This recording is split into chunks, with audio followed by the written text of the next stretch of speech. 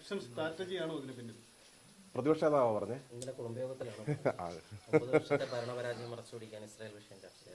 ലോകത്തിന്റെ കീഴിലുള്ള ഏത് വിഷയവും ഞങ്ങൾ ചർച്ച ചെയ്യും. ഞങ്ങളല്ല, മനുഷ്യരാകെ ചർച്ച ചെയ്യും. നിങ്ങളും ചർച്ച ചെയ്യില്ലേ? മാധ്യമങ്ങൾ റിപ്പോർട്ട് ചെയ്യില്ലേ? കേരളത്തിലെ മാധ്യമങ്ങളുടെ ഏറ്റവും പ്രധാനപ്പെട്ട വാർത്ത ഏതെങ്കിലും സന്ദർഭങ്ങളിൽ കേരളത്തിനകത്തുള്ള വാർത്ത മാത്രമേ പാടുള്ളൂ എന്ന് തീരുമാനിക്കാറുണ്ടോ? അല്ല, ലോകമെമ്പാടും മനുഷ്യനെ ബാധിക്കുന്ന പ്രശ്നങ്ങൾ നമ്മൾ ചർച്ച ചെയ്യും, നിങ്ങളും ചർച്ച ചെയ്യും. അതിൽ കമ്മ്യൂണിസ്റ്റുകാർക്കൊരു നിലപാടുണ്ട്, ഇടതുപക്ഷത്തിനൊരു നിലപാടുണ്ട്. ഇസ്രായേൽ പാർലമെന്റിൽ ഇസ്രായേലി കമ്മ്യൂണിസ്റ്റ് പാർട്ടിയുടെ അംഗം എന്ത് നിലപാടാണ് സ്വീകരിച്ചത് എന്ന് പ്രതിപക്ഷ നേതാവ് പരിശോധിച്ചാൽ അദ്ദേഹത്തിന് കുറേ പ്രശ്നം മാറിക്കിട്ടും എന്നാണ് എനിക്ക് തോന്നുന്നത്.